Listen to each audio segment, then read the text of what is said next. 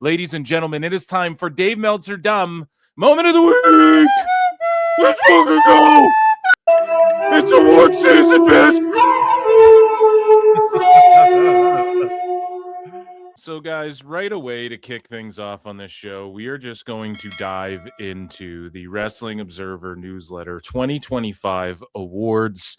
We have the full list of winners, courtesy of the Drain Maker. Drain Bamager, I think, was his Twitter, but then, I think all this Nicolo Piccolo stuff popped off, and then everyone started switching their handles up and stuff. I don't know what happened. Motherfuckers disappeared and stuff. Patreon.com/Pro Wrestle Times. That's my plug. And there's bonus episodes of Dave Meltzer Dumb Moment of the Week. Go figure. He's so dumb that we got bonus episodes. So, guys, we're going to go through these awards, and they're exactly what you thought they would be. Okay? Dave is lost his mind. And a couple years ago, or it was last year or 2 years ago, 24, I can't remember. I guess that would be like last year for his awards, as far as his awards are concerned, because they come out in February. Dave Meltzer, he did vote WWE for some things and sort of, convinced his audience and had to convince them, hey, you should vote Triple H because look at the business they're doing and all of that, right? So in fairness, he did do that. It was undeniable. And I think this year it's undeniable as well. If we're talking about promoter of the year, which we're going to get into some of these, it's man, if the promoter of the year, if people don't even know their name, then that's not promoter of the year. And I'm going to break this all down. And I'll explain why that makes sense when we get to it. But yeah, we have the full list here of all of the awards that were handed out, and boy, are there a bunch. I thought I had a lot here at PWT, and of course these are meaningless awards. Not that I have to put this disclaimer, but all the Dave simps out there, yeah, we know this doesn't mean anything. Dave is the most triggered person on earth, so we are going to make fun of his awards. Oh my god, it's the greatest thing I've ever seen. And it just shows you that everybody who votes in his stuff, things are how do you read him, take anything he says seriously? Even if you just read it, I'm sorry. And I know people who read it, and I'm sorry if I'm offending you, but it's even if you just read it, unironically, how do you take it serious when you see like this? Well, it's voted on by the users. Yeah. And they're mental. Dave has blocked out every and anyone who doesn't align with his way of thinking about it, or he'll just completely ignore them. And so, which is totally fine. That's his prerogative. But the fact he sleuths out, recently he put out a tweet, which we probably don't have time to cover on this show today. But he quote tweeted and was I thought Brian was going back to WWE. And it's what trenches of the IWC are you slogging and slushing through? What sludge of the IWC are you in the midst of? Vanity searching your name and looking for what people are talking about wrestling on Twitter. Where are you where you saw anybody say that Danielson was going to come back to WWE at any point? He's completely lost his mind. And this is the greatest start to a year ever for Dave. His fall off has been uncanny, but he's had his greatest leap. He's had his greatest bound forward or into the depths than ever before in 2026. And these awards are just ridiculous. Now, Dave gets heat for this. And again, it's well, people vote on this, Brian. People vote on this. And it's they do, but you influence these. You sit there and lie by omission. You leave things out of matches, we've covered it. Okada hits Takeshita with the screwdriver right in front of the ref. You completely don't even mention that in your play-by-play review. You're riddled with typos. You don't have an editor. You edit your own. The articles from people that Dave hires that are freelance workers or whatever that work on his website, they all think the same as him. We've covered this dude who took a photograph of his. Look at this photograph. Every time they do, they laugh. Why is my penmanship so bad? And what's going on in Davy's head? No, but like, listen, that guy, like, you know, he took a picture of his shit and it all aligned with Dave. Like, Mystico's the wrestler of the year and all of these fucking things. And the problem with that is like people can't name matches, and you're gonna see a fucking trend throughout this. You can't be promoter of the year. Here's the thing, right? You go to Mexico, you say that promoter's name. Yeah, everyone knows him. You go to America, you say the promoter's name. No one fucking knows him. Go to Japan, no one knows him. Go to the UK, no one would know that off the top of their head. However, if you go to Japan or Mexico or the UK or the USA or Canada and you ask anybody who Triple H is, they fucking know, and they know what he's. Oh yeah, doesn't he run the WWE now? Oh yeah, Triple H. He's that wrestler. Like, and we're talking wrestling fans, even not just like in general. I'm not talking about like yelling out in a mall, "Hey, do you know who Triple H is?" But I'm just talking like if you went to wrestling fans, most wrestling fans can't name you like 5 Mystico matches this year, and all they can say is MJF. So how the fuck is that? Well, he drew all of this money in the same building, cheap ass tickets. It's like NXT, and they're not sold out all the time. But Dave just sits there and goes, "They're sold out. Prove it wrong." And then the CMLL owns the arena, so they could just say it's fucking sold out. We saw when Bad Bunny was there were empty seats, and I'm not even shitting on them. Good for them for selling it out every fucking week, quote unquote. They can just say it's sold out to Dave Meltzer because he's a dumb fuck, and then he'll report about it favorably. Now, I'm not trying to even shit on CMLL. I'm not trying to shit on Mystico. I'm not trying to shit on any of the boys or girls in any of this or any of the promotions. It's not their fault that Dave puts the ick on them. But some of this shit is just ludicrous. Luda. Okay? So we're going to get into this stuff, and that's my little precursor to everything. Okay? So the Wrestling Observer Newsletter 2025 awards, full list of winners. Should we start from the bottom and then go? No, we'll just start from the top. Fuck it. Wrestler of the Year, Mystico, Brian. Mystico's the oh my god, it's the greatest thing I've ever seen. Mystico. I mean, is he an awesome wrestler? Sure. Physically, he's good in the ring. He's obviously got charisma. You know, at one point he was in WWE and they did want to push him and make him like their next Rey Mysterio type guy. Did he flop in WWE? Yeah. Does he understand? He was Sin Cara, for those of you who don't know, at least if I'm not mistaken. I know that there's like Drilistico and Mystico and Mystico and all this. I don't fucking know. And I don't know. I'm like Lex Lugo over here. So Mystico, tremendous wrestler. I'm sure people who wrestle him are like, yeah, he's awesome. I'm sure he's a big draw in Mexico. All of those things. Who is comparable? Who would I pick as wrestler of the year? I don't know, man. I just think that I think everybody kind of unanimously was like John Cena. Had in 2025, it's like every one of his matches were marquee. He put down a bunch of memorable bangers. Yeah, he's yelling his spots out, but he's a bigger draw than Sin Cara, than Mystico, right? So, and you don't have to agree. It's all subjective, but these are like people who voted on this are the people still clinging on to Dave and his vision of what pro wrestling should be. And we can tell that he influences them every year because Dave comes out and says, hey guys, I mean, Triple H, it's undeniable. Then they all just go, okay, Dave. Then they just vote with what the fuck he's saying.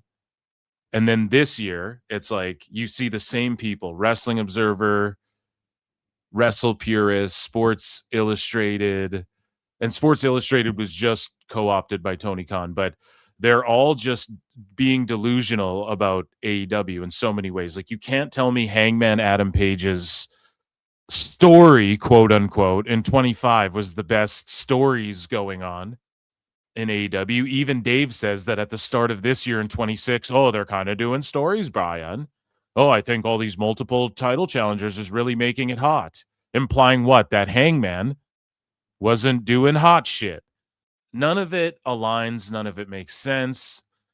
and Dave just flip-flops around wherever he sees fit, and he's just really copping out with this CMLL thing that if Brandon Thurston, like in America, he takes lawsuits out on buildings and shit to get the ticker counter so he knows the true attendance of he's done that.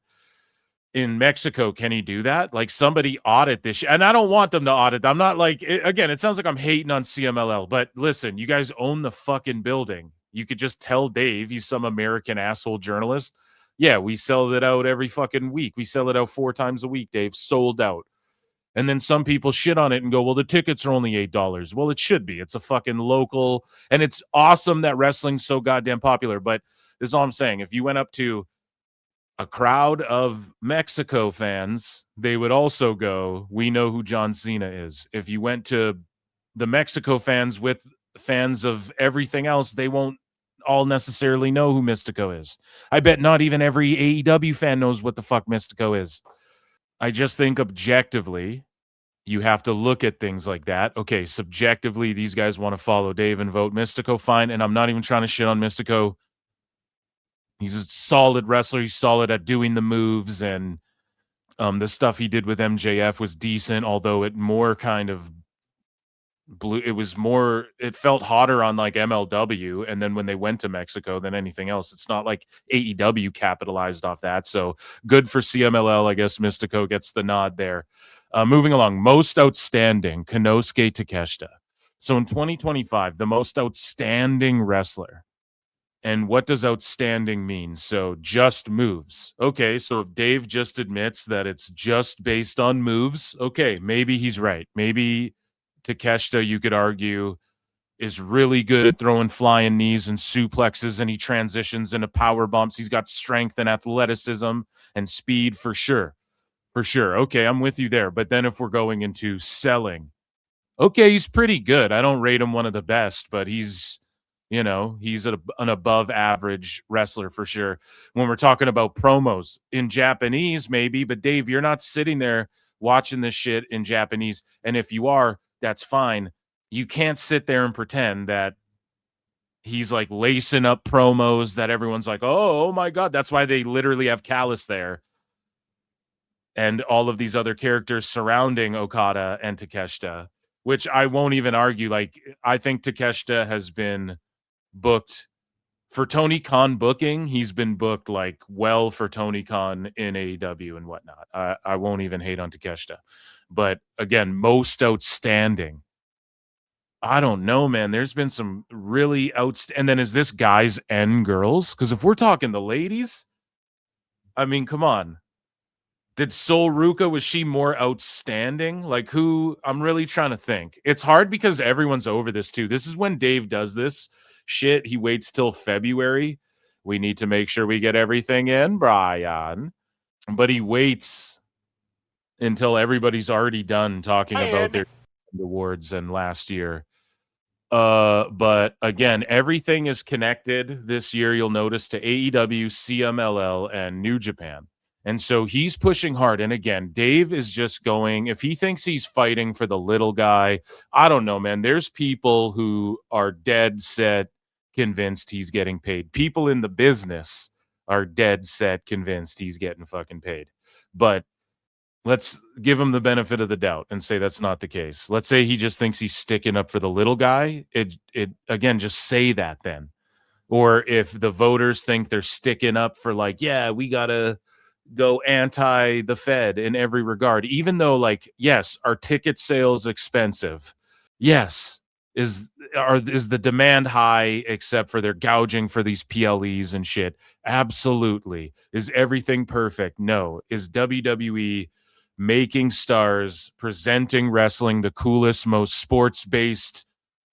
Looks like the Super Bowl to me. Shit, everybody cries about fucking commercials. You guys watch the Super Bowl? You see how many commercials were in that thing? Holy shit. And it's part of the fun in that aspect, not when you're watching Raw every goddamn week. Thank God for Netflix. NordVPN.com/Pro Wrestle Times. Get on Canadian time and watch everything on Netflix, dude. Whatever. You guys get it. Let's get into Tag Team of the Year here. Young Bucks. So again, just a team where it's like, didn't they take 2 breaks in 2025? I thought they took 2 breaks during 2025 where they're like, we don't know if we're going to do this, whatever. And what did they do that was memorable? Like, did they have the best tag team of the match? I don't even think they did. It's hard to even think about any fucking matches in 2025. I swear. It's like we're all done with this. We're all done with last year. Dave just creeps in and then everyone's like, maybe he's right. But the Young Bucks in 25, I don't know. Even when I think about 25, I'm like, well, FTR like pile drove Beth Phoenix and shit, and they had the titles, and the Bucks just like fucked off to Japan. And then they took off for a while when their babyface turn was so goofy. And like the thing where they were showing like their bank total and shit on the screen, like that was so stupid. I just don't know if you can say that's the best. Now in WWE side, I mean, tag teams are rough. But again, if this is encompassing men and women, Dave just hates women or what? I would say like some of these women's tag title reigns could have possibly meant more than the fucking Bucks. If I'd have to like Wikipedia tag teams and go through each fucking section to really see if he's cooking with that. But the Young Bucks, I just don't think so. I think that personally, I'm happy that they're kind of doing their old baby face thing and they're just kind of having their baby face flip matches because that's really all they could do. We saw what they could do on TV week to week when they're trying to do promos and characters and all that shit, and it just stunk the whole time. And so when they're doing this, like we'll just have ladder matches and fucking triple threat tag flippy matches. I mean, yeah, sickos eat that up. It's fun. It was fun back in the day. I mean, that sort of is it good for the ratings and shit? I don't think so, but hey, best on interviews, Hangman. So best on interviews. So name the interviews Hangman gave. Name them. Name the interviews that Hangman Page gave last year. Because this year, all he did was put his fucking foot in his mouth and get a bunch of heat with fucking John Alba. That's all he's done in 2026. So do you mean best on interviews? Does that mean like best promos? Does that mean like, oh, the guy who's like the best at talking his shit? Because like, what does that mean best on interviews? Last year, again, not to go to John Cena, but when I think interviews, I think Rhodes with his podcast did a bunch of fucking interviews last year that got everyone talking. But is it the best? I don't know. And then Cena did every fucking show, did Giga Chad Van Vliet, did Joe Rogan, and like actually made like he went and did a bunch of was he the best on them? I don't fucking know. Is it a work or a shoot? So for work interviews, so did he have a sit down with JR? I'm not remembering. He had a sit down with Renee Paquette. I'm not remembering. So promotion of the year, CMLL. The promotion of the year. So why? Because they sold out the same building a bunch of times in 2025. Meanwhile, okay, so again, how do we quantify the promotion of the year? So storylines, the in-ring action, at least this is how I'm qualifying it. I don't know what Dave comes up with. I don't know how, there's no rhyme or reason to any of this shit. It's just promotion of the year, Brian. Try and pick the right one by listening in my fucking newsletter. You should pick these. Oh my God, it's the greatest thing I've ever seen. Because I like them. Because Tony Khan. I just don't get it. So promotion of the year. So I'm qualifying that. Your boy Phil is qualifying that by saying, listen, in-ring action, stories, and again, it doesn't mean everything's flawless. It just means overall, who is the best. So the story, the drama, the in-ring action, promos, I guess, but that sort of fits into the story category and drama category. And we're talking like drawing, houses. And it's funny because Dave will sit there and use drawing ability when it fits his narrative. So he'll go, CMLL's the best promotion. Right, everybody? They sold out this same building this many times. But then he will say that thing, the peak of WWE's over, when they're still doing the same number for Raws and SmackDowns and whatnot. Okay? Now, Vegas overall has taken a hit. Double or Nothing isn't even in Vegas, and they're doing a show there in Vegas where they have like 1,700. They're set up for like 1,700 AEW or just past. I can't, one or the other. We were just looking at it on the live show last night. Time Cop. So it's like, Dave, write the same thing about AEW then. He won't. And this is how he controls these fucking narratives. All of his sycophants know if they don't vote CMLL, Dave's going to get mad. Well, they did sell the building a bunch. Okay, so just going by Dave's metric, we're quantifying it in like drawing ability or whatever.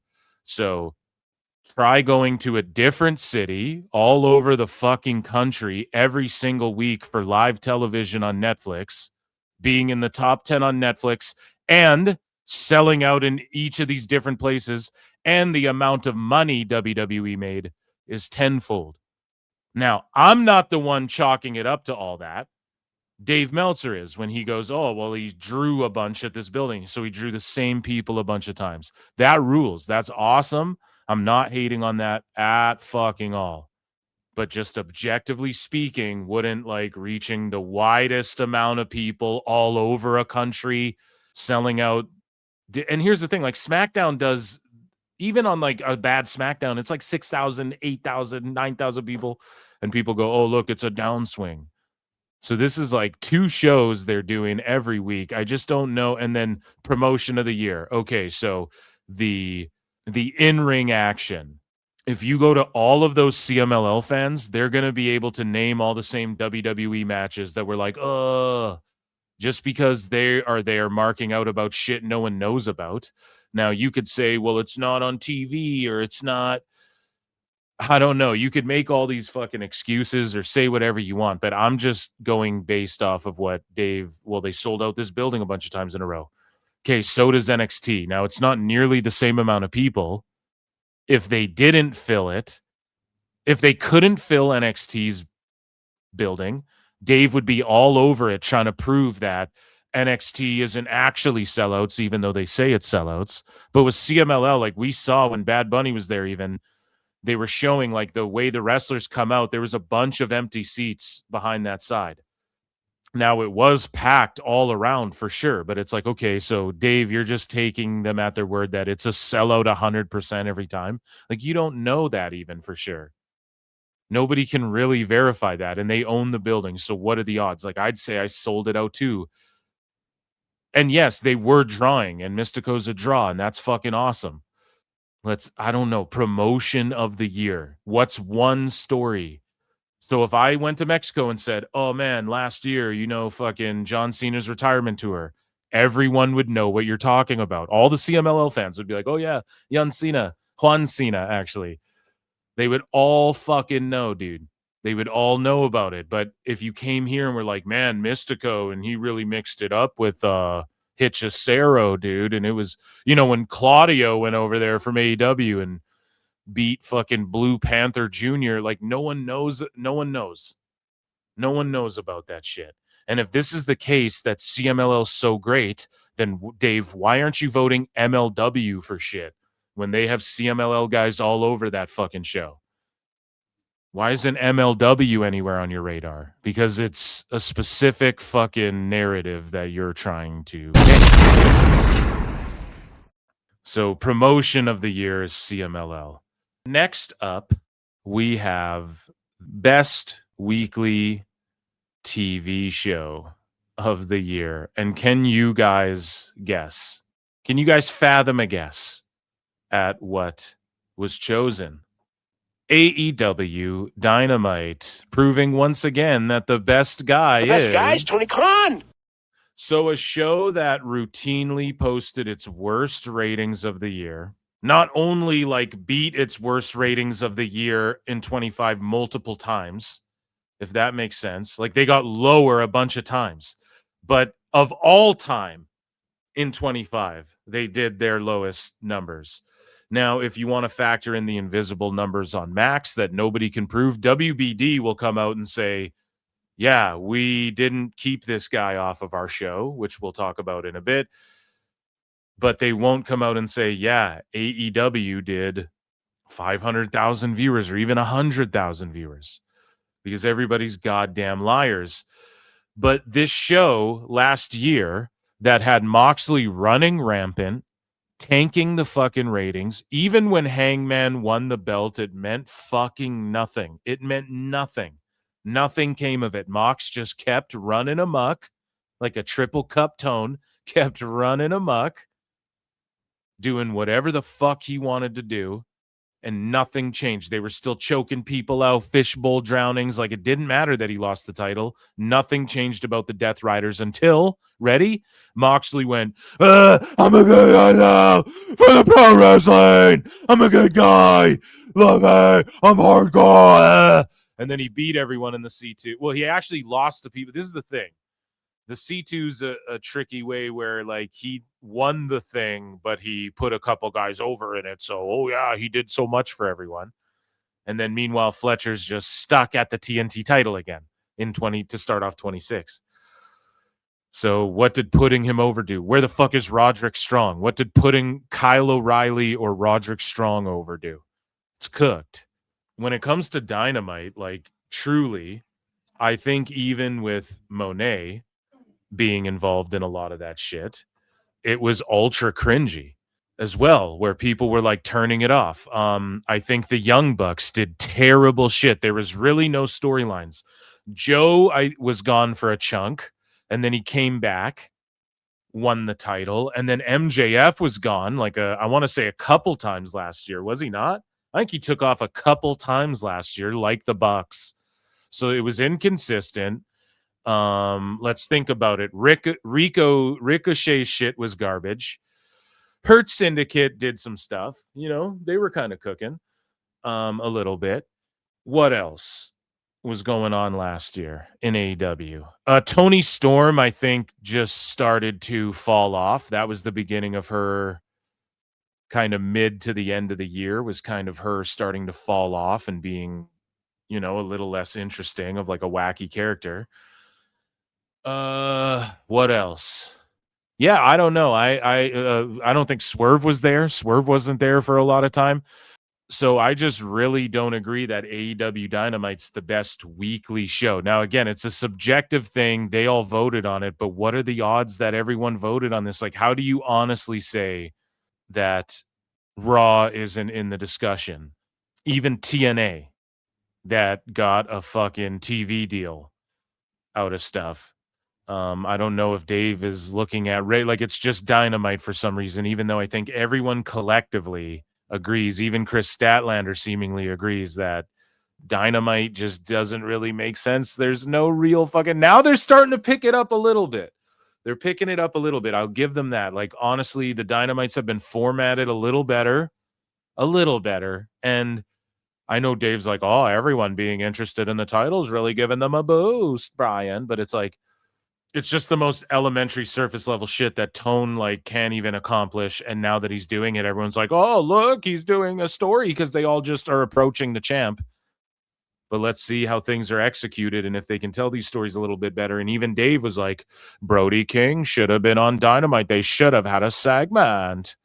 And then fucking he gets pwned by WBD execs, which we're about to get into. But yeah, Dynamite being the fucking best show, I just don't know if that could possibly. He had Cuervo with him the whole time too. So, match of the year: Kenny Omega versus Gabe Kidd at Wrestle Dynasty. Bruv. Now, I will say this: that match was tremendous. It was tremendous, Brian. Kenny Omega worked like a real chill pace, though. He worked like how if he went to WWE, Kenny Omega, that's how he'd work. And would Dave be clapping it up like a seal, making those cheeks clap or what? For fucking Kenny Omega there, Dave? Like, would he be doing that if he was in WWE? I don't know. Maybe he would, because it's one of his guys. Now, is this match of the year? I just feel like not enough fucking... So, like, the moves... Was there drama in it? Sure. Do you have to know who the fuck Gabe Kidd and Kenny Omega are to be invested? Yes. Do a bunch of people who know Kenny Omega don't know who the fuck Gabe Kidd is and didn't even watch that match? Yes. Yes, absolutely. And so, is that match of the year? I just can't. I don't know. I don't see that at all. I do not see that at all. I'm sorry. I stand by mine again. What's the match that if you went to every fan who is watching fucking Nude, if you went to Japan and said, hey, did you see what John Cena did with AJ Styles, for instance, they would all have fucking seen it. They'd all know about it. So again, 2025 has come and passed. The innocence of I don't fucking know. Wake me up when this show ends. Match of the year. I'll just say that, again, this is all subjective. They voted on it. But again, that just shows you like the majority of the observer votees, they all are like, yes, we're gonna watch every match that Dave tells us to, because otherwise, like, how would all these people know about the fucking match unless they're just super into AEW and Nuge, or they pretend that they watch every single thing. Like, there's no way that Dave watches fucking Stardom, Marigold, fucking CMLL, AAA, Raw, SmackDown, New Japan. Literally, there's just not enough human time to do that. I just think that, and again, do any of these sexist pigs, no, I'm just joking, do any of these patriarchal sons of bitches, men, factor in any of the women either? Like, Rhea and Io fucking cooked. Like, I'm sure Io, think about her matches. She had He had Cuervo with him the whole time too. What about like I'm sure Punk had a banger in there too, but that one wouldn't have come to mind for me as match of the year personally.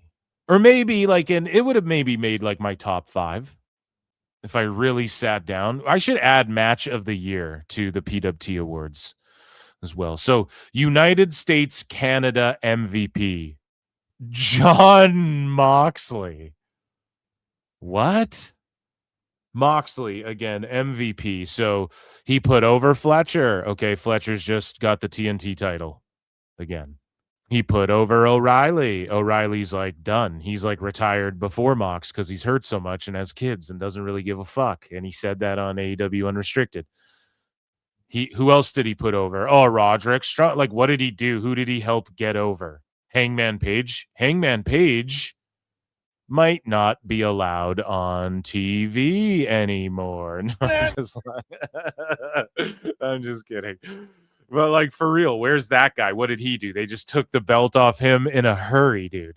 And like that Marty Scurll shit didn't really affect him well. So like, again, last year, what did Moxley do to elevate anything? He tanked the ratings, tanked the attendances as world champion, did the cringiest shit on every show that everyone hated. Everyone, even AEW fans, were like, this is stupid as fuck. And they just had to lie there and accept the slop.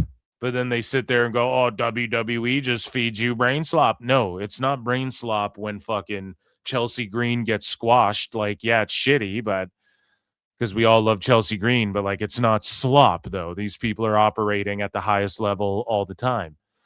Moxley fucking phones in matches sometimes, like, clearly. You can just see it. You're like, he's better than this. What the fuck is he doing? Certain matches, he's just fucking being a goober. So he's the MVP. And then why is Canada lumped into this? What did we ever do? We don't claim Moxley. What the fuck is going on? The United States Canada MVP separate from the fucking Mexico MVP. Just say North America MVP and say Moxley. You know, like, what the fuck in Canada? What did he do in Canada? Edge is like, oh, wait. Oh, but I'm on Disney Plus. Like, what the fuck did Moxley do? Yeah, I'm real cool. I'm going to drown you in a fishbowl in Toronto. Scooby-Doo, wah, wah. I don't even think that was in Toronto, but you guys get what I'm saying. Like, what did Canada do to deserve Moxley? The next award, the Koichi Yoshizawa Award, the Japanese MVP, was Saya Kamatani. So shout her out. She's doing big things. She's like the most over Joshi, the top Joshi gal. And I guess if you're going with Japanese MVP, Dave's going to hate on Tsuji, I guess. Dave's going to hate on I don't know who else. Who could be the Japanese MVP? I guess you give it to one of these Joshi girls. I'm not even going to hate on that because in Japan she could be like more over than Evil is. But the top guys in Nuge, I mean, everyone's leaving and shit. Last year, I mean, what was the story really? It was Takeshita and Tsuji heading into the start of this year. And then I guess you had like Godo had a good year, and some of the tag teams and stuff. But yeah, give it to the Joshi. I'm not gonna fucking hate on that at all. Get your flowers. The Mexico MVP, of course, Mystico, because how is it not? He's wrestler of the year.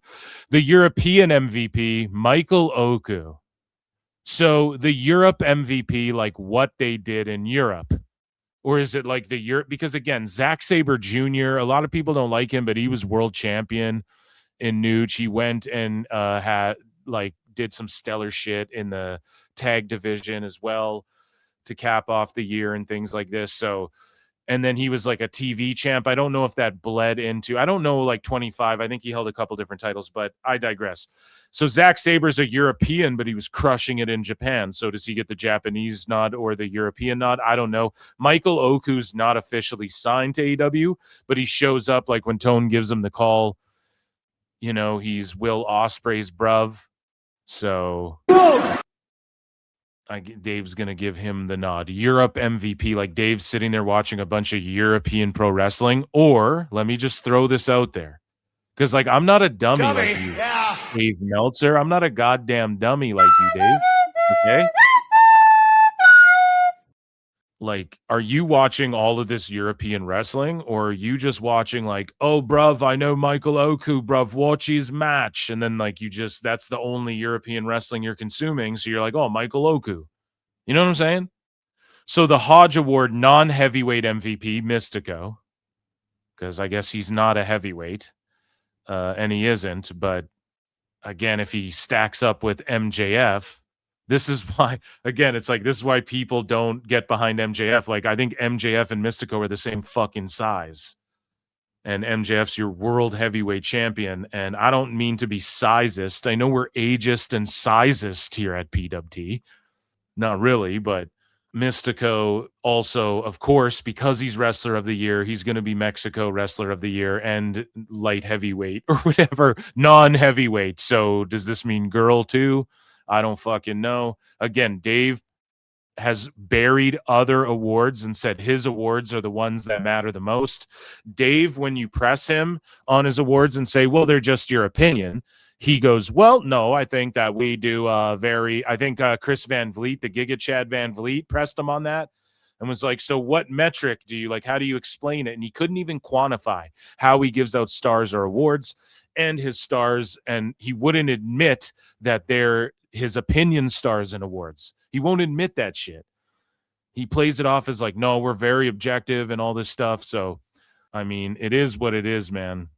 But I would love an explanation, and maybe he gives one of what a non-heavyweight means. Like, so the minis, do they count? No. Women's wrestling MVP, Saya Kamatani, because it can't be Io Sky. It can't be Rhea Ripley. So you can't just give Saya Kamatani her flowers with the Japanese MVP, right? And here's the thing, too. He wants to say that Mystico's the MVP because what, chat? Because he draws a bunch over and over again in Mexico. Well, Stardom or wherever Saya is currently, they don't draw a bunch of fucking people. They don't draw big houses. They're doing like NXT crowds, maybe a bit larger than that. Some of the shows draw well. Okay, but they're not doing this on this level. So now that's discarded. And what Io Sky and Rhea Ripley and their ilk in the WWE have contributed to the overall landscape of pro fucking wrestling and what they drew. You can't tell me there aren't fucking people going crazy crying. And like when Nikki Bella comes out, you see women crying. When Rhea Ripley comes out, you see women crying. Some of these women. So you're going to tell me that the women's wrestling MVP wasn't like Io or Stephanie Vaquer. Not Stephanie Vaquer, dude, who crushed it, had a stellar, like an uprising like we haven't seen. gets over on the main roster, NXT, multiple titles to the main roster, world heavyweight champion, or women's world heavyweight champion, I guess. I don't know. I just call those big golds the heavyweight titles, brah. But it's crazy. Like, this is just crazy hater shit. How is this women's MVP? So does she cut the best promos? I guarantee not. Has she had the biggest marquee matches? Nope. Has she drawn more than any of the women? No. Is she a better wrestler than all of these women? She's fucking Alundra Blaze mixed with Toyota Miami and all fucking every women's wrestler, you know, all the great wrestlers, Molly Holly, all rolled into one. Is that what she is? I fucking doubt it. And I'd even argue, like, people in AEW, there are women in AEW that probably deserve the women's wrestling MVP over, and not even a shit on her, but it's just based on moves and like concussing each other and shit. That's all Dave likes. That's all he fucking cares about. Brian. He just cares about car wrecks, and he's cooked. So best box office draw, John Cena.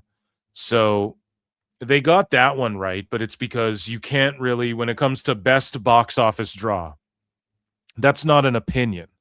This is one that must rely on cold, hard data and facts.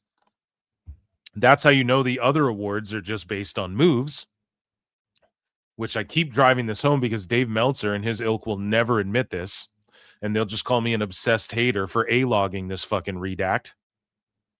But either way, that's objective. You can't argue, and this is what's so dumb. Best box office draw. It should just be called the number one box office draw. No one votes on this. It's just, this is who it is, because you can just do the math on that. Now, the way Dave talks about Mystico, you'd think he would have won this too, but since Dave can't give Cena any other awards that he likely should have earned, because other people took them, that he's trying to get over or is being paid to get over, allegedly. Right? This is a cartoon. I don't know. Right? Yeah, you can't argue with John Cena being the best box office draw. Feud of the year. Listen to this one. Hangman Page versus John Moxley. Liar! Come Tell on, us man. what you know, you goddamn liar! This shit got bum rushed on everyone. I know that Dave was coming in his pants when fucking Hangman won the title, and everyone was like, and they popped. It meant nothing, though.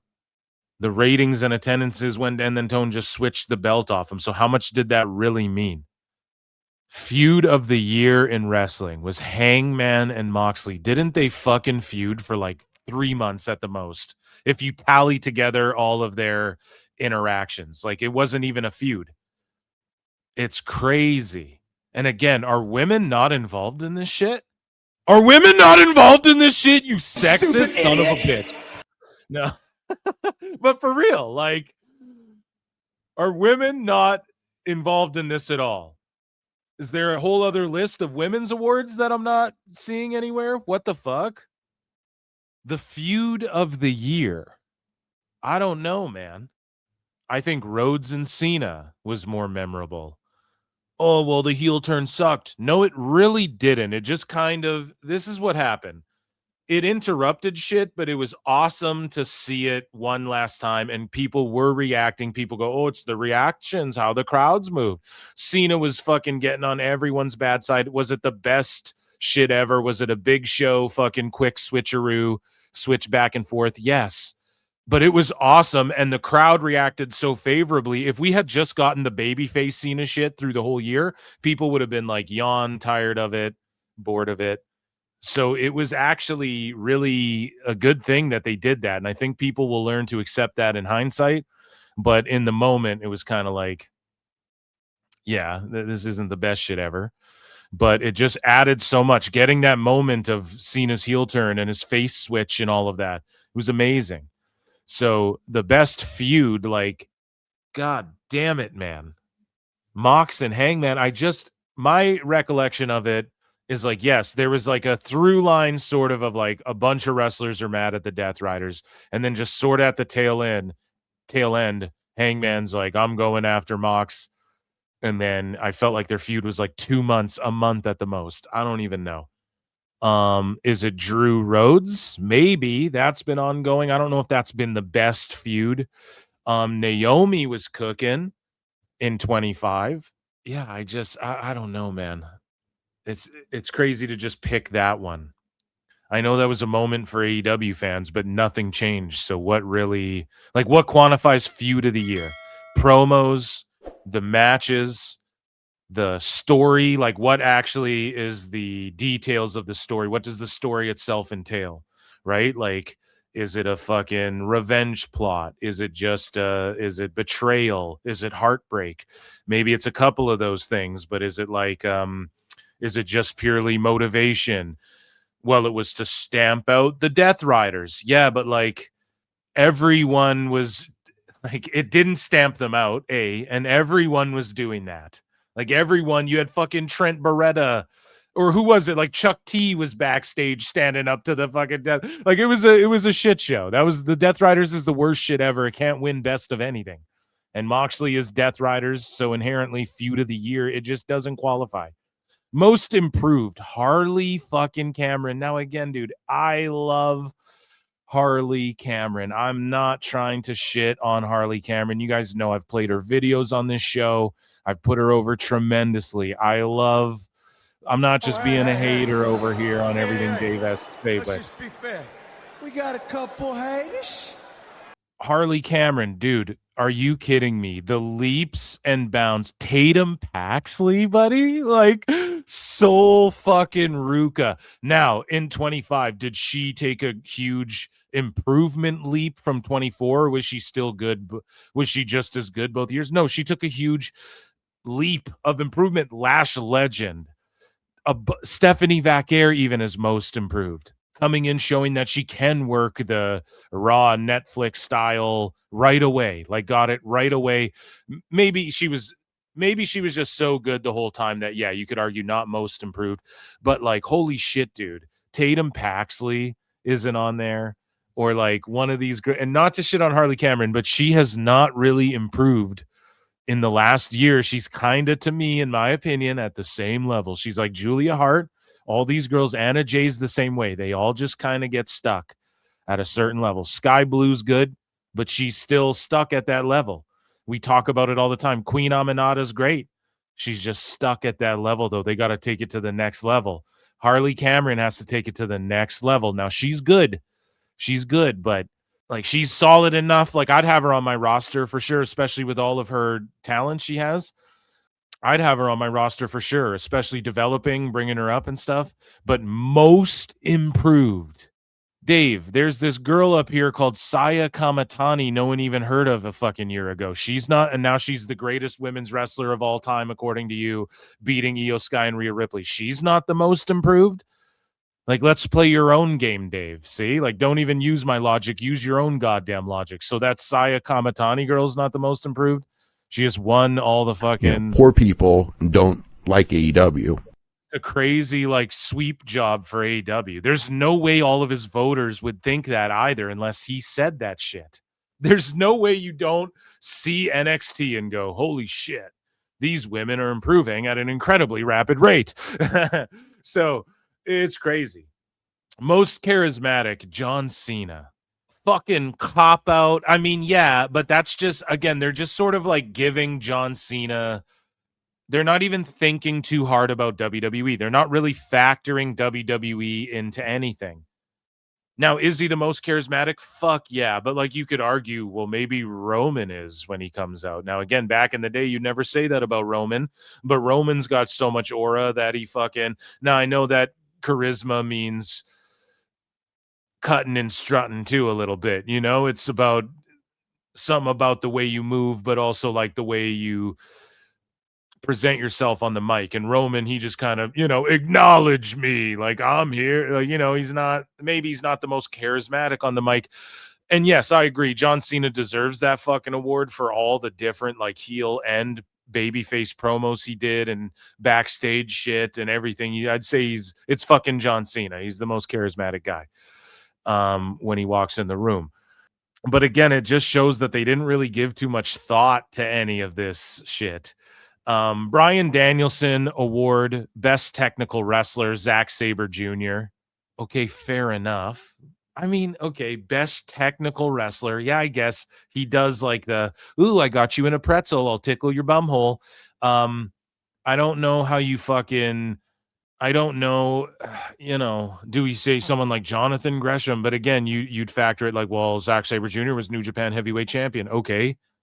So then Io Sky was WWE World Champion, should have won, Woman of the Year or whatever the fuck that one female award was. So technical wrestler, okay, sure, give it to Zack Sabre. Like, I won't argue that.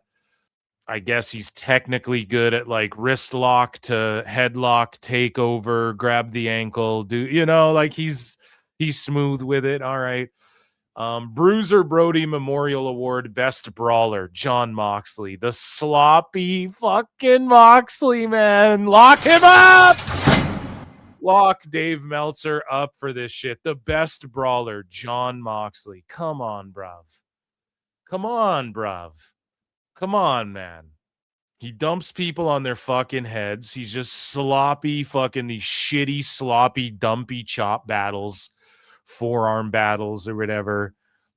It's just like, is that good brawling? I think when I think of good brawling, I think of, and this might sound weird to people. Well, I think of Stone Cold right away, obviously, the standard bearer. And this might sound weird to people, but I think of people like Bret Hart, the way he throws his fucking punches. We talk about this all the time. Now, Dave brawler style of wrestling, Phil. It's a brawler's style. The guys who identify as brawlers. So it's like between him and Eddie Kingston and shit. Okay. And maybe, yeah, you give it to Mox, I guess. Best brawler on the outside or on the inside. I don't know. Quantify this a little bit. I would say like what Shiloh Hill and Briggs did was more brawly and badass than anything Moxley's done this year or last year, pardon me. Best flying wrestler, Mascara Dorada. So he was in WWE at one point, I believe, right? Let me just quickly Google it. Mascara, yeah, Grand Metalik. I was going to say it was like Lindsay Dorado or something. So Grand Metalik, the best flyer, the best flying wrestler. So does this mean like who saves the most air miles and fucking no? But Grand Metalik, I just think it's a travesty. You have to give it to Javon Evans as far as high flyer. Again, Dave Meltzer wants to sit there and try and entice Javon Evans and go, oh, well, Tony Khan will give you millions and billions of fucking The best dollars. guy's Tony Khan. If you come here, Javon, even though Tone had him in his fucking clutches, but he gives it to Grand Metalik. Like, name one match where you go, wow, he really memorably flew through the air. I'd even rather give it to Ricochet than this fucking guy. Name a match where you're like, whoa, that guy really flew through the air and was amazing, right? Flying wrestler. Okay, so again, women don't count, I guess. So we're not counting like Io Sky does the moonsault, does the dives off the cage, does the fucking dives off the balcony and all that. I guess we're not counting those memorable moments, which some people say are hack and played out. Okay, I'll give you that. So we're trying to freshen it up this year. So Javon Evans isn't the best flyer. Like, he's done spectacular fucking things. He can clear 2/3 of the ring for a shoot, brother. Even the way he gets thrown by like Oba Femi. We've seen him like clear fucking through over the ropes, over the fucking floor to the outside on the announce table, to the point AEW copied that fucking spot. Think about guys like let's look at TNA. So TNA doesn't get no love for their X division. So Leon Slater, Dave, doing that 450 swanton that everyone's talking about, got featured multiple places, teamed up with Javon, did crazy X Division shit, those Ultimate X matches, diving through the air. Fucking AJ Francis for his dives in that ladder match deserved more fucking. He had that Cuervo with him the whole time too. Dude. But for real, like Leon Slater's not on that list. I don't know. I think that's pretty cooked. Most overrated, Jey Uso. Dave cooked on that shit. Moving along, most underrated. Can I get a yee? Yee. Listen, no, I won't move. I won't just breeze past that. Jey Uso. Here's the thing. I will argue this one a little bit. I don't think he's overrated. Everybody understands perfectly well what his like limit, like how good of a wrestler he is, quote unquote. Okay. And he's better as a tag guy. And as in singles, he did his thing, but like we're all aware that he's kind of a botchy guy and he fucking slips in the ring and fucking, he's not the best wrestler. We know. Is he overrated though? Like as far as moves are concerned, fuck no. As far as like how over he is, no, he's not overrated. That's the dilemma with Jey Uso. He's super over, but his matches are like, he's an entrance. And he's got the super kicks, and when he tags up with Jimmy, it's way better for sure. And yeah, he can wrestle. Like he works top guy speed, as they call it. And I don't hate on that shit whatsoever. And I'm down with the bloodline and all that. I love Jey Uso. I'm okay with his entrance. In the Rumble, it was like, fuck this. But then Roman punched him in the face, so I popped for that. That was all good. And Jey Uso, that's sort of the dilemma with him. Like, he's not overrated as a wrestler because people, I think, fairly rate him and maybe even underrate him. And he's not overrated as far as like how over he is. He's fucking super over, man, and he moves a ton of merch. So I don't think that's the right choice. Now, overrated, I wouldn't even say Kyle Fletcher either. Like, does Dave overrate him? Yeah, a little bit. I would say a little bit. Is he overrated? No, I think that if you look at Fletcher and say, yeah, he could be like the dude one day in either company, I wouldn't say he's overrated. A guy like Beast Mordos, like you guys see, not to jump ahead, but most underrated Beast Mordos. Well, that's you overrating him, Dave. Like I'm sorry, Beast Mordos. He's a solid lucha, I guess. He's a solid hand. Again, if I had some luchas on my roster, he'd be like with his getup and he's able to wrestle in it. That would be like one of my top heel luchas. If I had like a fucking division for that, or I was booking, or we're like, hey, we're bringing luchas in, he'd be like the guy beating up all the good guy luchas for sure. That would be a name that would come to mind as Mortis. But is he underrated? No, I don't think.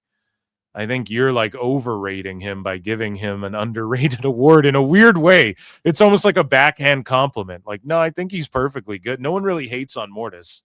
They just kind of laugh at, I don't know where he's at. I'd say Ethan Page is underrated because it took Dave literally saying even if he was booked in NXT, he wouldn't be a star. And even Dave was like, well, man, this guy really fucking. So maybe Ethan Page, maybe he's rated right where he's at as well. But whatever. It's silliness. But overrated, I don't know if I'd pick Jey Uso. Maybe that's tough. Who's like really overrated as far as like I would say like an El Clone or what's the other guy's name? I forget it now. Hologram. I think Tone and Dave hyped that dude up too much. Maybe Takeshita, it's hard to say he's overrated. I would say Mystico a little bit, honestly. I would say Mystico's overrated by Dave Meltzer, for sure. At least by Dave. And again, when you watch Mystico wrestle, like him versus MJF, it's nothing that like a million other people don't do. Like Action Andretti's done that shit on Collision. The stuff that Mystico does, it doesn't really... So I'd say Mystico maybe is the most overrated. Most underrated, Beast Mordos. I would say in 2025, who is the most underrated wrestler? Fuck, the way that these awards treat fucking people like Io and Stephanie Vaquer, maybe Stephanie Vaquer. A lot of people don't show her love. I don't really understand it. She was the bee's knees when she wrestled Monet and whatnot. Most underrated. I'd have to think about that, I guess, a little longer. He picked Beast Mortis. I don't think he's underrated, though. I think he's perfectly, we all understand what he is. No one shits on, no one's like, man, that Mortis guy sucks at wrestling and doesn't have a cool look or anything. That's not a criticism of him. It's just like funny that he's dating Monet. And then obviously Tone doesn't know how to book luchas. So you're going to roast that shit. Mike Santana. Thank you. Mike Santana is the most underrated. Hands down, the most underrated guy is Mike Santana. I think that is the fucking hands down definitive answer for 25. Perfect answer. TNA gets no love. Women get no love. What a fucking TNA phobic, sexist lock. So, rookie of the year, Sari Yamaoka. Sari Yamaoka is the rookie of the year, according to Dave Meltzer. So you guys can go ahead and look up who that is. And rookie of the year. Like, what is a rookie, though? This is the problem in pro wrestling. Does it have to be your first year? I'll just agree with Dave on this one because, like, what does he qualify that? Rookie of the year. You, like in NXT, you get your rookie year in NXT, and then you get your rookie year on the main roster as well. In AEW, there's no real rookie year because TNA is more prestigious than AEW historically. If you come from New Japan, that's more prestigious than AEW historically, you know? So these other places are like 1-to-1 or just a step below or above AEW. So is that really your rookie year? Like in AEW? Okay, then that's a whole separate category than just your rookie year in wrestling. So I'll give it to Dave. Who's a 1-year person that's really blown everyone away? And Aaron Wolf is getting punished. Dave was never high on Aaron Wolf. Evil, they had him beat Evil. And then all of a sudden, Aaron Wolf gets beat in a 2-minute match from Ren Narita that Dave Meltzer literally rated -1 star. So, like, there's an agenda against Aaron.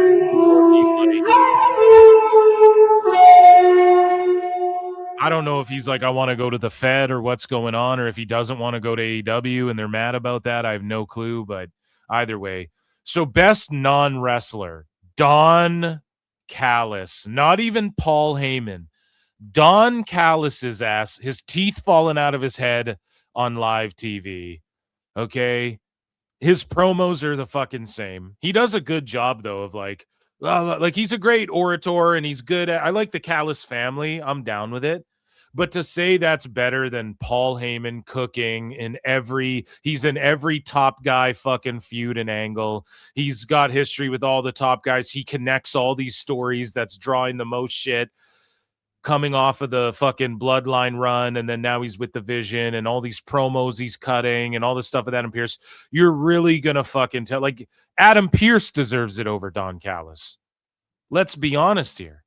Like, and even Don Callis posted about this saying that Paul Heyman deserves it. So shout out Callis, a good Canadian boy there. But even he doesn't agree with you, Dave Meltzer. Like, you're a dumbass. Meltzer Inferno. And your voters. Don Callis. Like, this is how you know that the voters are retarded. And they just listen to Dave. Like, Don Callis. How did you all vote and the most points go to Don Callis? This is like in a bubble, right? Like every fucking buddy else agrees. It would be Paul Heyman if you were going to give it to anybody. And then probably Adam Pearce second. Maybe Adam Pearce, you could argue, well, he's cooking more in 26. Okay. But Don Callis, man, come on. And even Callis agrees. Like, Heyman is the fucking dude. You can't vote anyone but Heyman in that regard. So now listen to this one. Best television announcer, Bryan Danielson. What? You fucking mark. What? Danielson is tired, admits that he's tired on the air, is injured, and fucking, I'm in pain while I'm sitting there trying to do commentary. he's always lost trying to get shit over that commentary's not talking about and that Tony Khan clearly isn't saying in their fucking headsets to say. And he's always like, seems like he's lost and he's not half paying attention. He just gives up into these long shows and stops talking. And then you guys want to know what was voted behind? And here's the thing. I'm not even talking about like what the second and third most votes were in these categories. You would be fucking outraged. Now, I'm sure Jim Cornette or someone else is going to do that, so you guys can listen to that. But some of these categories, and I remember this one because I put a tweet out about it, underneath Bryan Danielson, it was that Walker guy from New Japan who's always like, and oh my God, the Bob Hartley. That's literally all he does. And then what he's trying to do is copy Excalibur, who was voted number 2 or 3 behind that guy. No Tessitore, who did this shit for boxing. And Excalibur just goes, whoa, and Taz. Oh my goodness. It's that Walker guy's just copying Excalibur, and Excalibur's the shit. He's actually garbage, one of the fucking worst. It's one of the things they've never changed about AEW, that if they changed about AEW would benefit them fucking tremendously. Point blank. And people are like, well, no one knows the names of the moves like Excalibur. I don't give a fuck, okay? When Nitro was on, Eric Bischoff was doing commentary with people. He didn't know the names of the fucking moves, and the Cruiserweight division was innovating. Fucking Mortis, bitch. Canyon was making shit up on the fly in there, doing Cruiserweight shit. You don't need to know every little fucking detail. Well, the AEW fans like it.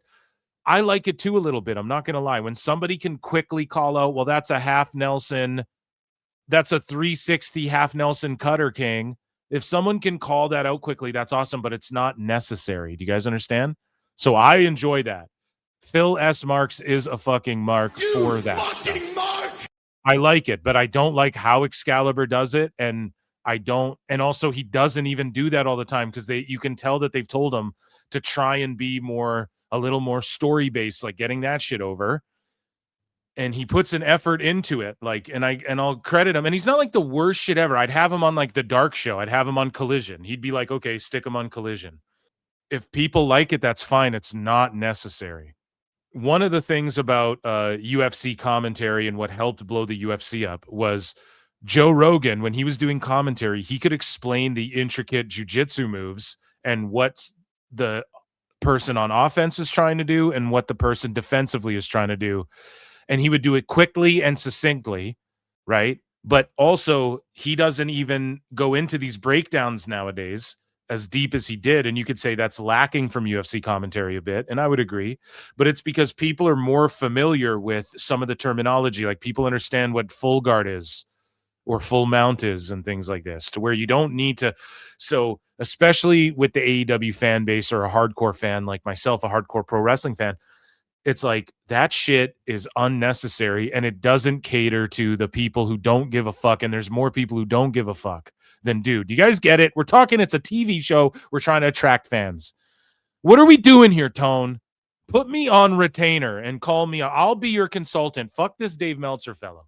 You don't need to win these dumb awards. But Danielson, come on, man. Tessitore did this shit for boxing. And then announcer, so television announcer. So that means, so does that mean, and let me just throw this out there, announcer. So that means Alicia Taylor and Mark Nash and Tessitore and Corey Graves. And are we talking about, like, is Kathy Kelly and Jackie Redmond in there? Is even Renee Paquette is better than Danielson at talking and conveying shit back and forth with the wrestlers, in my opinion, and doing her thing where they're coming out of, like, they stole that thing from the UFC where that Megan O'Leary does, where she stands in front of the tunnel, the fighter walks out, and then the camera follows the fighter while she's giving stats and factoids. It's very like, what's her name? Doris Bird or whatever the fuck in the NBA. I forget her goddamn name, but it's very UFC-ish, and they do that on AEW sometimes. I like that shit. But what the fuck are we talking about? Taz is better than Danielson, and I know he was out for a long time, like all fucking year. But and then to nominate like Excalibur and that Walker guy underneath like 2 and 3, what the fuck? What the fuck, man? Testator's good enough for like the elitist combat sport that is boxing, you know? He doesn't even get a nod. He's not even up there in the conversation. It's just all these people who do the same thing. Oh, and the Oshigoroshi from the top. And oh my God. Fucking terrible, man. So, worst television announcer, Booker T. So, yeah, this encompasses commentators and just announcers, I guess. The worst one, Booker T. Okay, so that's racist. No, but like, why does Booker T get hate? It's super over with a younger fan base. Yeah, I don't know. Like, people, I know some people don't like it, but a lot of people love it, you know, and the wrestlers themselves love it. But then Dave and these sickos are like, nah, he's the fucking He worst. had Cuervo with him the whole time too. And it's like, I know that Dave doesn't really understand and why it works so well in NXT or African NXT, as friend of the show, Alfred Kunawa would say. Like, I know he doesn't get all that, but it's, I don't know, man. Booker T's a fun vibe. And when even the wrestlers are like, oh man, I miss Booker T, or like, oh, his call, like this is, I don't know, dude. Part of wrestling's supposed to be fun and over the top characters. I think Dave really forgets that it's also about characters, not just hard weighing yourself and fucking wrestling till you collapse and getting concussed and doing shoot moves to each other that are really hurting each other. So the best major wrestling show, AEW All in Texas. It went forever. It was not that memorable. People were not talking about Hangman's title win that long after it. Hangman beat Mox in a match. No offense between those two. We've seen it 1,000 million fucking times, even on Dynamite. We've seen that match 100,000 fucking times, and not in a good way. How is that the best overall major wrestling show? Like, not even WrestleMania? Night 1 or 2? Not even the fucking Cena heel turn show? That wasn't the best show? Like, that chamber match wasn't unfucking real? Leading up to then the heel turn and shit, too? That card wasn't good? The women's evolution card wasn't good? Like, now you want to be a sicko. You want to go hit him with the sicko mode, Dave, and you want to fucking talk about just sheer wrestling and then like surprise, like maybe a couple surprise pops, right? Is that what you want to talk about, Dave?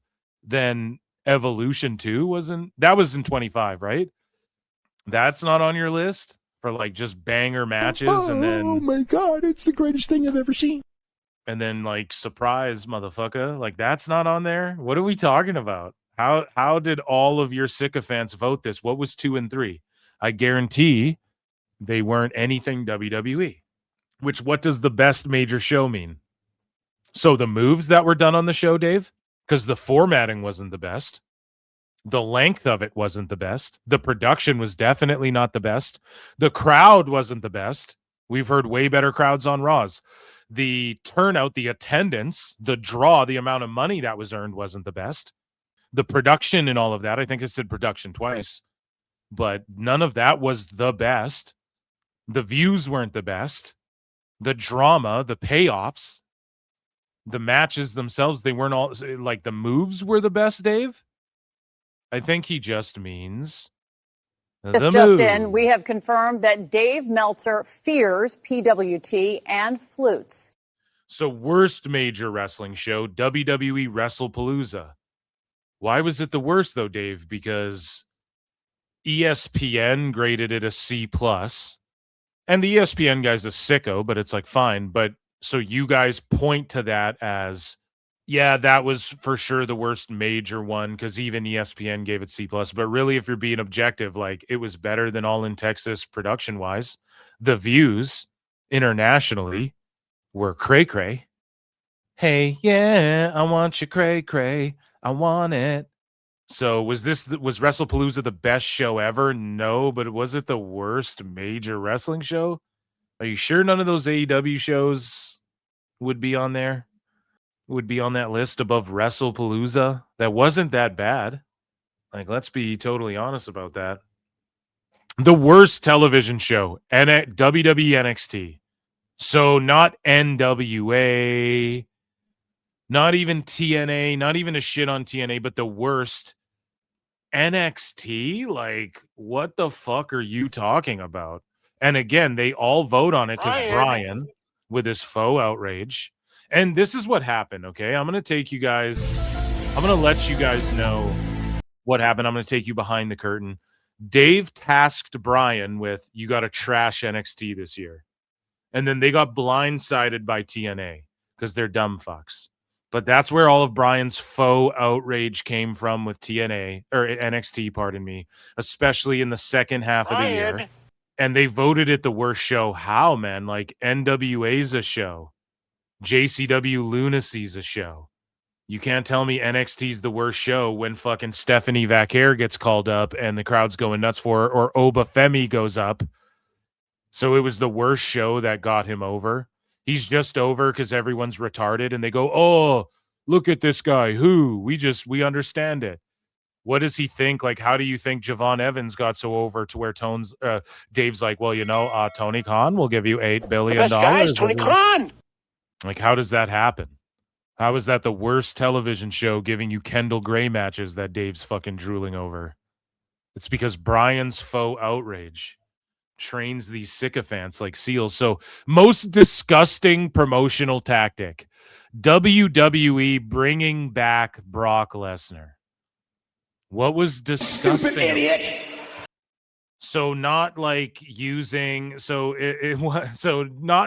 not Tony Khan doing interviews using the death of Jay Briscoe to be like, well, that wouldn't happen now. WBD wouldn't cancel anyone. And then maybe that was a promotional tactic. He was talking about it, flexing it in multiple interviews while promoting AEW.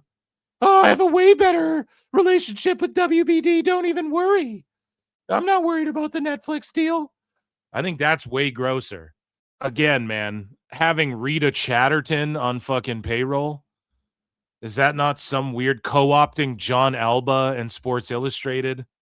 It's kind of gross. Bringing back Brock because this woman who testified that he did nothing fucking wrong and her legal team reiterated it, that he did nothing wrong, but he was just part of Vince's weird, sick, perverted fucking perversions that were going on.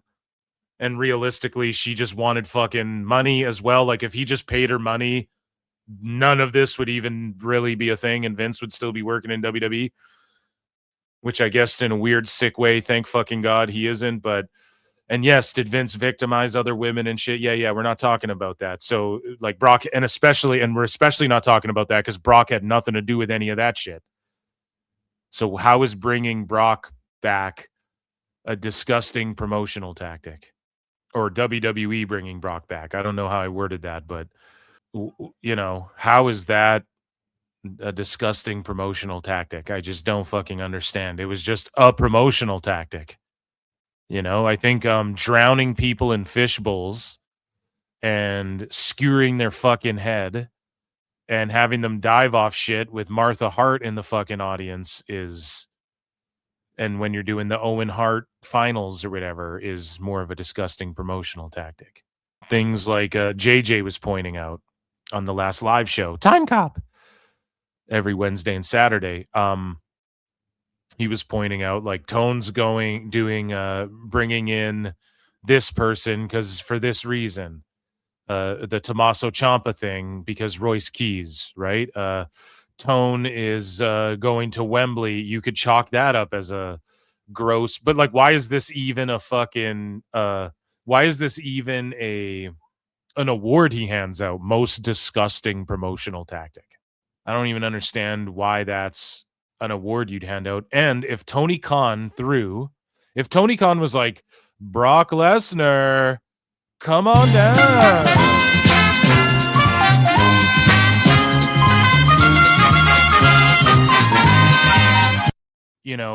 If that's what Tony Khan did, Dave wouldn't be saying this at all. He would not be saying it was disgusting to bring back Brock Lesnar, and people like David Bixenspan and them would sweep for it. Just like they swept, just like Dave Meltzer when he's talking about Hangman and Marty Scurll. I'm not trying to defend it, but... And it's you're cooked, buddy. Best wrestling maneuver, Hangman Page's buckshot lariat. Come the fuck on, man. Again, when is Leon Slater? So the 450 senton or swanton? Logan Paul does a better fucking buckshot lariat than Hangman does. The RKO, the OG cutter that actually made highlights. The buckshot lariat is shitty because he has to hit 4 of them to knock Samoa Joe off of his feet and shit like that. Dave Meltzer. So how is that the best move when you have the OG cutter out there and you have guys on the indies hitting like fucking shooting star elbow drops and shit? Shit that's way cooler and way more impressive, and someone else does the move better than Hangman. And the RKO's out there. Randy Orton's been dishing RKO's out. He's just cooked, man.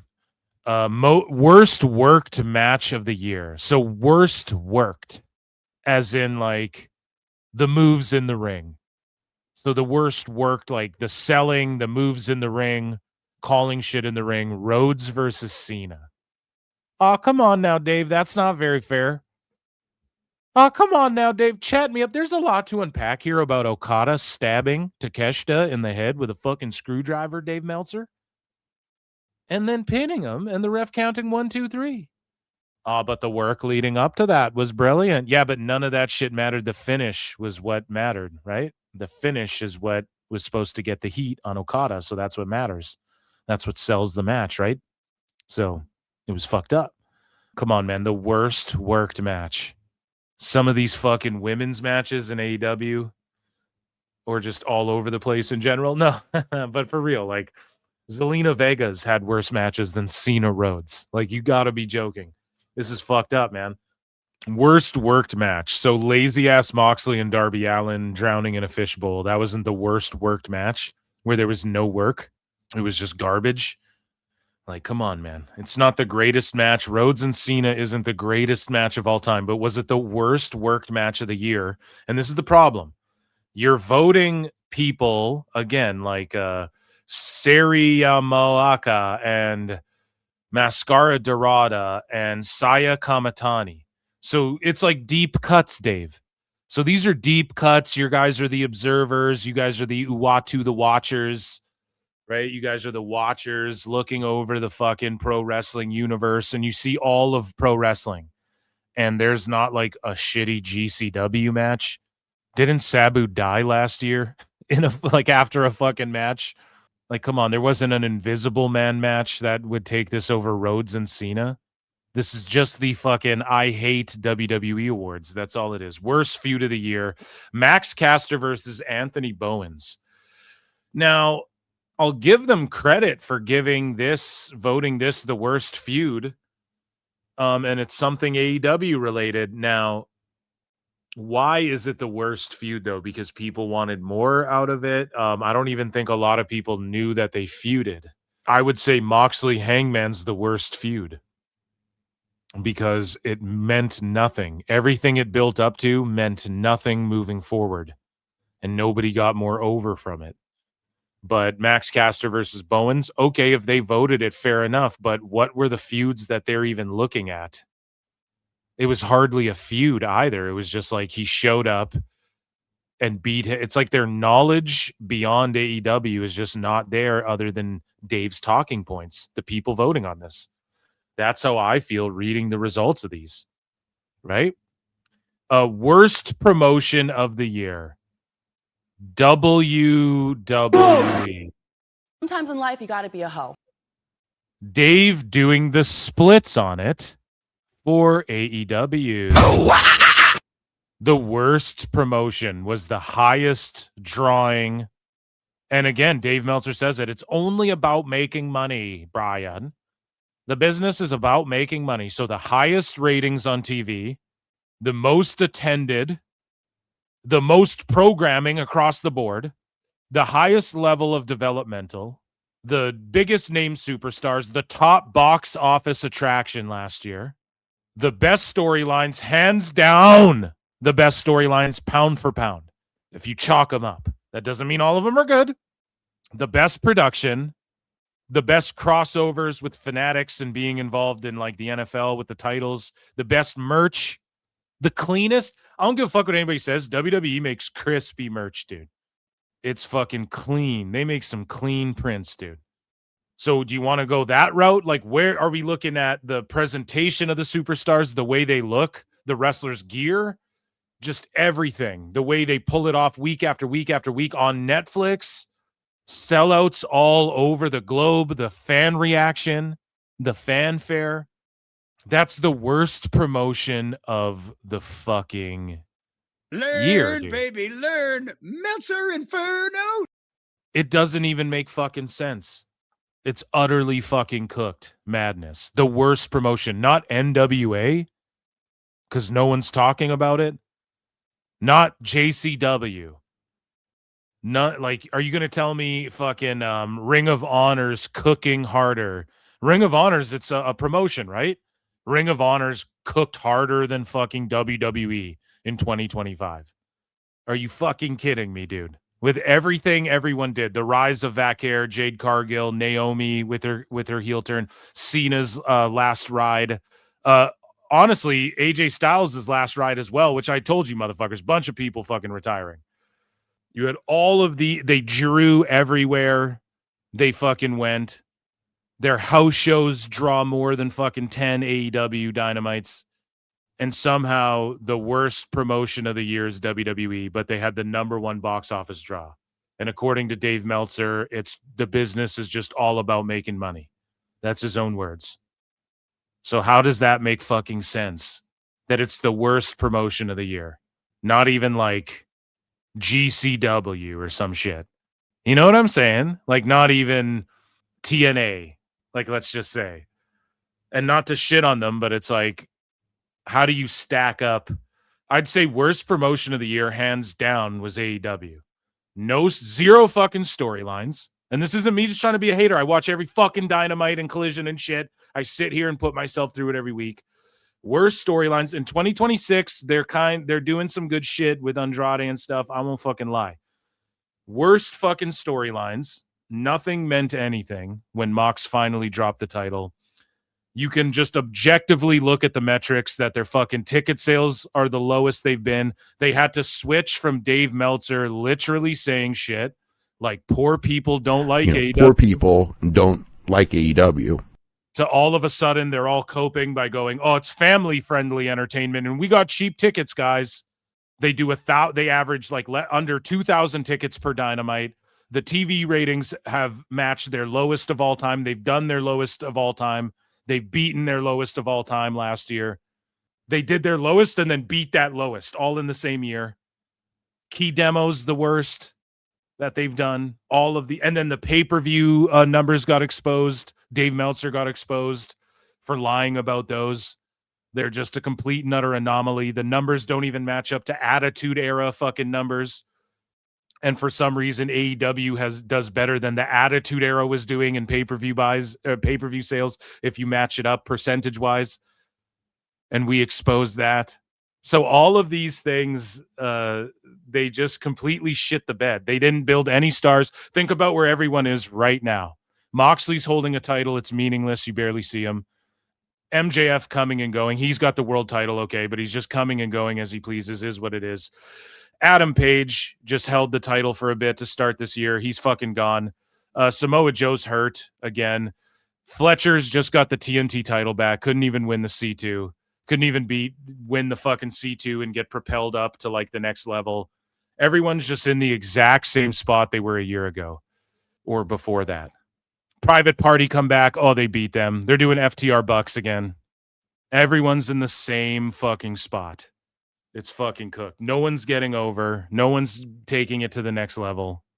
They do a fucking bump in the ratings increase, and the ratings increases. That's across the board for wrestling. Then they're right back down to their fucking shitty numbers after Dave's like, oh, the peak of WWE's over and AEW's crushing.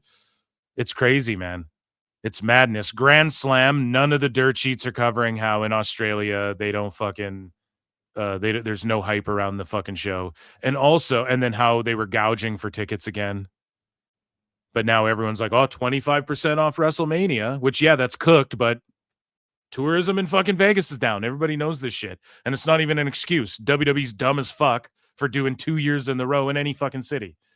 Fully, I agree with that. But worst promotional tactic, Worst promotion of the year, WWE, and then most disgusting promotional tactic should be the fact that Dave Meltzer admitted this year that Tony Khan calls him on the phone to book the fucking best guys, shows. Tony Khan. Tony Khan calls him and checks in with him and promised him in 2019. And then Dave Meltzer got a call from Tone. Dave admitted that he was pushing for them to not do the overrun of the match from the pre-show to the pay-per-view. And when I talked about that on Dave Meltzer, Dumb Moment of the Week, the Observer, Wrestling Observer, fucking copyright struck guys, me. Tony Khan. Wonder why that fucking happened. Weird. Most disgusting tactic is booking for Dave Meltzer. Fuck are we talking about here? Worst promotion, WWE. Yeah, of course you and your sycophants vote that shit. That's crazy. Not even NWA. Bro, in JCW, they're sniffing cocaine off of a girl named Ringrat's ass. Literally. And I know that's in 26, but was that taped in 25? I don't know. Lex, when was that shit taped? I don't know! Me neither, dude, but it's like, come on now. Come the fuck on now. Best booker, Tony Khan. The best guys, Tony Khan. Like, holy shit. How many fucking 8-man all-star matches did he do?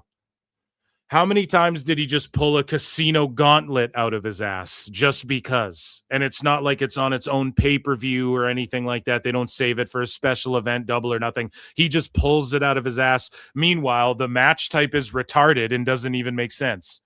Because if it's just first fall to a finish, then why in kayfabe and in real life am I supposed to believe that there's 15 guys waiting back there to just come out? And then all of a sudden it's like, oh man, Nigel McGuinness out of retirement in this casino battle royal gauntlet, even though if the first 3 guys if one of them pinned each other, the match would be done. So he was planning on coming out of retirement just to not even end up getting booked in kayfabe is what we're supposed to, like, it's insulting to our intelligence. When Tony Khan does these backstage segments, let's talk about it. Trick Williams. Let's talk about it. I got my lemon pepper steppers on right now. When Tony Khan, this is how he quote unquote books these matches in kayfabe. He does Instagram lives where he fucking stands there and goes, oh yeah, this is an art. This is a painting that I made in the 8th grade and I just really love it. And I'm on the Super Yacht Kismet. And right now, tonight and next week, we're going to have the Babes of Wrath versus the Sisters of Sin, who are also the Triangle of Death. And don't forget the Conglomerate next Saturday. And he does these like 12-minute fucking match rundowns and jumps all over the place and they make no fucking sense. And then the wrestlers in kayfabe interrupt him and he's looking at the camera and talking to everyone like Steve from fucking Blue's Clues, like it's a children's show. And he's like, oh, isn't this? And he looks like fucking, he looks like Mark Zuckerberg, like I am human Khan. And in kayfabe, that's supposed to be him like booking the matches. Oh, well, Moxley stormed in this room and he really wanted a match. And it's like, buddy, you're insulting everyone's intelligence. This is like 1994 WWF, where it's like, oh, the librarian. Oh, the gooner. He wears ice skates. The gooner. The goon. The fucking gobbledygooker and shit. He's a turkey. Yeah, you're a turkey. You're going to be a goddamn turkey. Or you're right? Yeah, I know. He's gonna be a fucking mailman. Yeah, you're gonna throw the mail at these sons of bitches. You're just insulting people's intelligence, talking to them like they're fucking children. There's no rhyme or reason. Nobody's more over. Kyle Fletcher's the TNT champion right now. Again. In 26, just in a fucking random ladder match. The Bucks FTR again. Okay? Everyone's in the same fucking position. Nobody's more over. There's not one star. There's not one person who's been developed in AEW that you can point to and go, oh yeah, they're drawing for AEW because Tone developed them into a star. Maybe MJF, you could argue. But is he drawing? The numbers are the same or they're low still. So is he really drawing for them? I don't know. The only person you can really point to that's drawn for them is Joe, but he's just fucking Joe. He was over in TNA. He's in WWE. It's fucking Joe. He's over with or without Tone. He's a net positive to any wrestling company. Even people like Hangman Page and Kenny Omega, the fall off is real. Moxley's the fucking MVP. He's lost them all their ratings and viewers and attendance and all their fucking ticket sales. Literally, he's world champion running around, putting plastic bags over people's heads, pulling pigeons out of their assholes and drowning them in fucking fish bowls and impaling himself on spiked nail 2x4s. And they're losing, hemorrhaging viewers and ticket sales that they had if you go back a few years. How the fuck is he the MVP? How is that Booker of the Year? I thought it was all about making money. He had Cuervo with him the whole time, too. So how does this make sense? And then also, Tone got caught like papering houses, insanely papering them.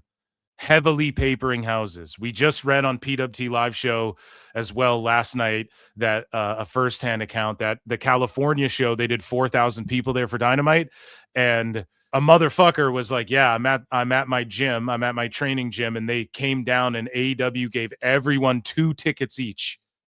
So that means how many fucking places did they give everyone 2 tickets each? They're papering the fuck out of houses, because when they go to Cali, if they don't draw, it's a fucking embarrassment. Because fucking PWG, if they just did Pro Wrestle Gorilla, it would fucking draw as much as a Dynamite if they didn't paper it. It's embarrassing. So how is that Booker of the fucking year? How's that the best Booker? The guy who just falls back on a $500,000 tag match, $100,000 8-man tag match, $1 million. The guy who does the international title, he introduces women's tag titles and then does the international champion and then fucking does the women's titles after, and then no one gives a fuck, or whatever order he did that in. He like started one, started the other, finished the other first, and then ended the other one with the it's like, what the fuck? The guy who fucking makes a title called the unified title, where it's 2 titles unified, and then a guy loses a match, so he still has 1 title, and then the other title's gone, and then there's no unified title. But then what was the point of unifying the fucking titles? This is this guy's booking. The guy who brings Alex Windsor in, pushes her to a fucking title shot, she loses. All of a sudden, you're in ROH. All of a sudden, now you're in a tag team with Jamie Hayter. And just a complete afterthought. No one's even thinking about you. That's good booking? That's fucking terrible. That is the worst booking of all time. Tone is like legit one of the worst. He makes every mistake that every bad booker ever fucking made, or that he makes the mistakes that every good booker ever, all the mistakes they made. He's not good at booking women. He's not good at booking fucking, he does way too many death matches and shit. He's not good at booking like, so the title switches this last Dynamite, you had Ciampa and fucking Statlander both drop their belts. And think about this too. Ciampa dropped his belt to Fletcher after he beat Briscoe, but Briscoe beat Fletcher. So now instead of it being like a 3-way or something like that, some sort of dynamic where you could tell a story there, it's just Fletcher versus Briscoe in a ladder match. Stupid Why? idiot. None of that shit even makes sense. Fucking terrible. I have no idea how that's the best booker, other than he calls Dave. This is why he's the best booker, because Dave is The best also guy's booking. Tony Khan. So he deemed himself the best booker because Dave gets on the phone and says, tells Tony, oh no, don't do that overrun thing on the pay-per-view thing. And people were actually putting it over. They're like, oh, it was unique. It was cool. He did that. Some people were shitting on it, but Dave was all glib about it. Why? Because even he tried to tell Tone not do it. And then Tone fucking did it. Anyways. And I'm glad Tone did it because it was something different. But then what did they do? They hot-shotted it, and the very next pay-per-view, they The fucking best did it guy's again. Tony Khan. Because Tone's not a good booker. If he was a good booker, he wouldn't have done it a fucking again immediately right after. So the promoter of the year, guys. The promoter of the year. Salvador Luderoth. Salvador Hooteroth? Huh? Here's the problem, right? You look at some of the great promoters in the history. Don King, Dana White, Vince McMahon, Paul Heyman, even a great promoter. Eddie Hearn, even. You want to go like promoters, right? We're talking promoters, the great promoters. Scott Coker was a fucking pretty solid promoter, right? if you go and say, Triple H and promoter and booker are two different things, but now they kind of get lumped together. So it's weird that like promoter of the year, booker of the year, it's kind of the same thing because Triple H sort of assumes both roles and so does Tony Khan. And it's weird that Tone's the booker of the year, but he's not the promoter of the year. He doesn't do good promotion. It's so fucking stupid. If you're a good promoter, people know your name too. People know who you are as well. If you're a good promoter, Brett Lauderdale is the promoter for GCW. Now, he doesn't promote and book every single fucking GCW show. I think he clears it, but it's not like he might be the end all be all on every single show, but it's, GCW run shows, whatever. Someone could technically break it down. I'm sure JJ could technically break it down for me. But Brett Lauderdale, even we know as like he's a promoter for GCW. Now in Mexico, again, if you go to every person who knows who Salvador Luderoth is, they also know who Triple H and WWE and every mainstream WWE, and they sell out when they go to Mexico, and Triple A go, and there's this big fucking deal. And look at what Triple A's doing. Like, so they're not in the mix. Maybe you give it to him for repeatedly selling out the same building. I think it's more impressive to go to different cities all over a country and sell out. I think that's better promoting. And everybody cries about, well, Triple H is in everything. Oh, so he's promoting the shit out of everything and it's good promotion because look at the business they're doing. Well, what about WrestleMania 42? They're cutting prices and they'll end up just slashing them till they're so fucking cheap, and then they'll comp a bunch at the end, and it won't be papered the way fucking All In is, but they'll fill it up. They'll find a way. UFC does this too. When it's just overpriced, it gets close to nut cutting time, Dana will just give a bunch of fucking tickets away, or they just start hawking them super fucking cheap.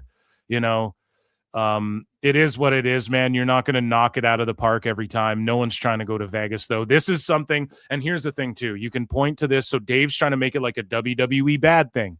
No, the Vegas WrestleMania thing is an objective fucking across the board everywhere in the entertainment industry, everywhere. Other fucking media outlets are talking about how tourism in Vegas and the prices in Vegas are just outrageous. No one wants to go to fucking Vegas right now. No one wants to go to America right now. Last year, they already did it in Vegas. The people who went to the Vegas were saying, listen, it was fun, but I hope they do it somewhere else. No one really wanted it in Vegas. It is an L on WWE's part, and they're going to have to bite it. And the drawing capability, we see it on display every week. It's just that they're trying to do this mega event where they're gouging for fucking ticket prices. People can't afford the shit, and no one's trying to go to Vegas right now, period. Across the board. Not to see Celine Dion, not to see Shania Twain. What? Not to see Britney Spears. I don't even know if she got a goddamn show there, kid. What? Okay? The best promoter, I would say the best promoter is the one that across the globe, everyone goes, oh yeah, we know that promoter. So that would be Triple H. Or Nick Khan, whoever you want to give it to. Salvador Luderoth, because he filled the same building that they own, that the company he works for owns, and the tickets are $8 tickets, and it's a hangout. Even if you don't like the matches, it's a fucking hangout.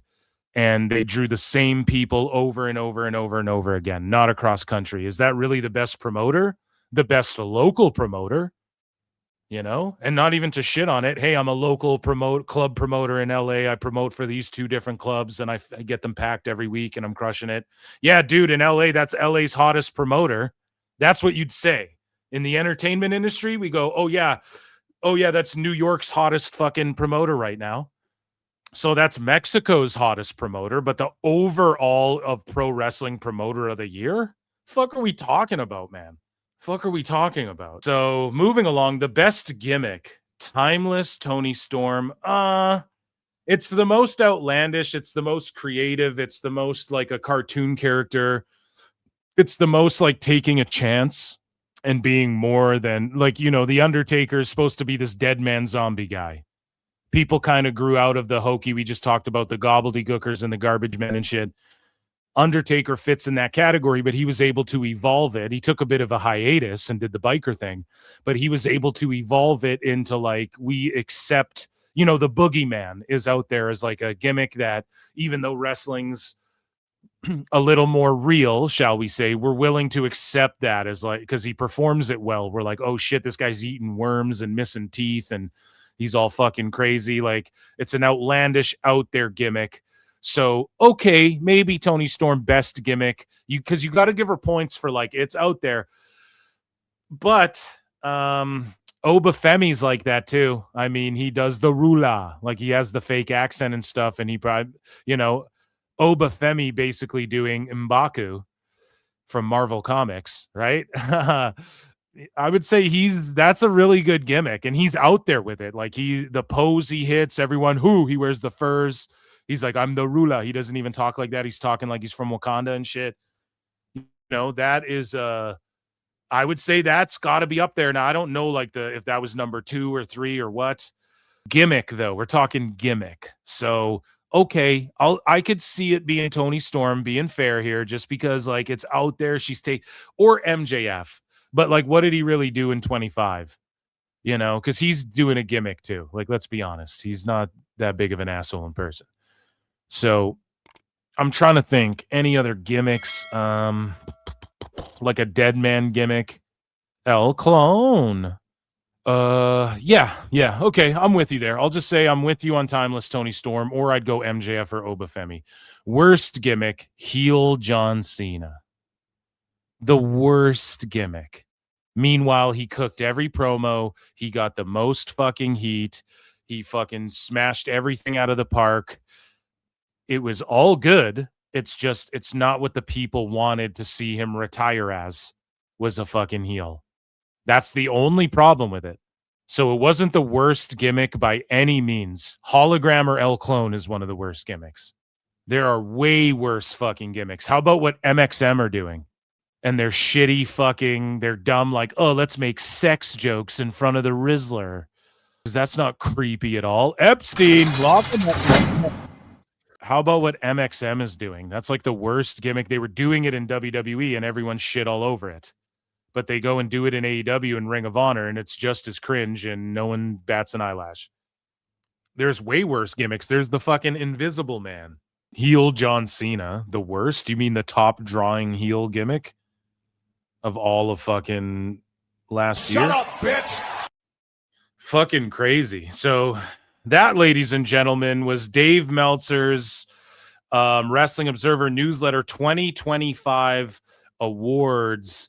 Ladies and gentlemen, let's play this dumbass a flute for that one. And that's why I will never stop trashing you, Dave Meltzer. You're a clown. You make shit up. You're deranged. And that, ladies and gentlemen, was Dave Meltzer's dumb moment of the week. We cook them, we bake, we roast them. I've been your host, Phil Marks. Make sure you check out patreon.com/.